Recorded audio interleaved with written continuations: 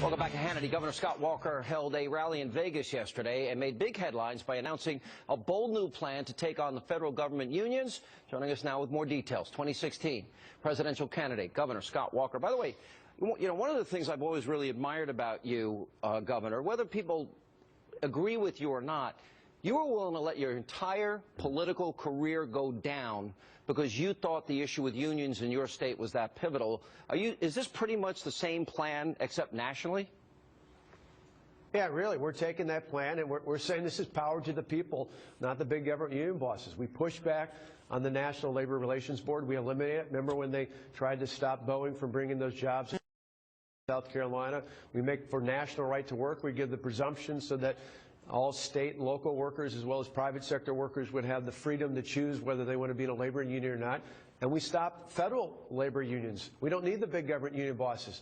One of the most amazing things was last year alone, or in 2012, I should say, the last year we have information, there were more than 3.3 million hours. That's $156 million of taxpayers' money spent on official time that federal employees spent on union and lobbying.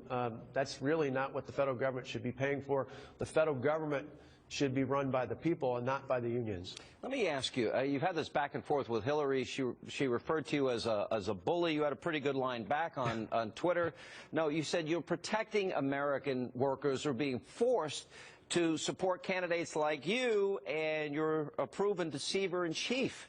It looks like you're taking your fire to Hillary, and it seems that some other candidates, Rand and Carly and Jeb and maybe Ben Carson a little bit, they seem to be focused on Trump. Is that by design? Oh, we got to go after Hillary Clinton. I mean, she would be worse than Barack Obama, as amazing as that sounds out there. We're going to talk about this on Wednesday as well as the debate. Our plan on labor is really about jobs. I don't think any economic plan is complete unless you talk about moving the federal labor laws into the 21st century. But we're going to talk about the contrast with Hillary Clinton. I pushed back on her.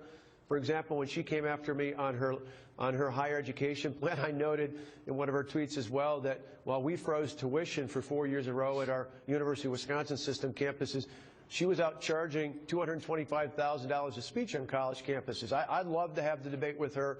Everywhere in the world that Hillary Clinton has touched is worse off today than before she and the president took office. That's where the real debate is at. All right, so you got 11 people on stage tomorrow. I guess it's scheduled to be a 2-hour debate. Who knows, maybe it goes over a little bit, but that's not a lot of time. So you went through the first debate. What's going to be different this time for you?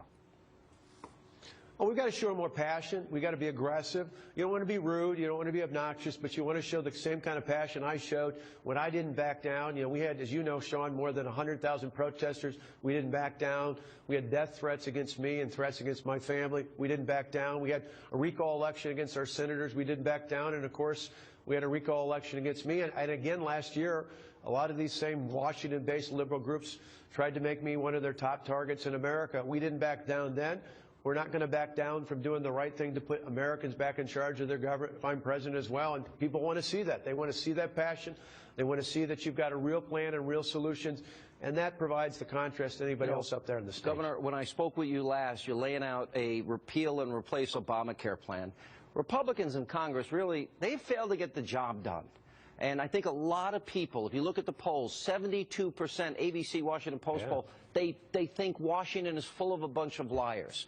Now, I would argue that conservative governors are different than Republicans in Washington.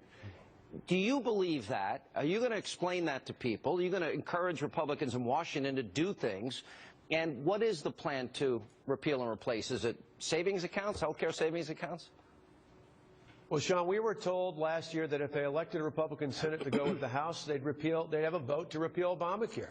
What's after Labor Day? They don't have that. I think that's why Americans are put off by Washington, not just because of the lies of this president, but because they're frustrated with Republican leadership, even in the Congress. And I think it needs to be clear. I'll take on anybody. I won't back down from unions, from liberals, from Democrats, and even from Republicans in my own party if that's what it takes to do the right thing. What I've said is we've got a day one patient freedom plan. I hope people go look at it at scottwalker.com. It's the only plan that anybody's got out there if anybody's going to be on the stage with me on Wednesday night. What it really is, day one, I send the bill up to repeal Obamacare entirely and put patients and families back in charge of their health care decisions. But to get Congress to act, on day one, I signed the executive order to require Congress, their families, and their staff to live under the same rules as everybody else, and then get rid of the mandate, give people their money, allow them to use those tax credits to go out and purchase their own health care if that's what they want, give them money for health savings accounts, let them control and have the freedom to control not just their health care decisions, but their health care dollars. All right, Governor, good luck tomorrow night, and we'll be talking to you in the days to come. Thank you so much for being with us. Appreciate it.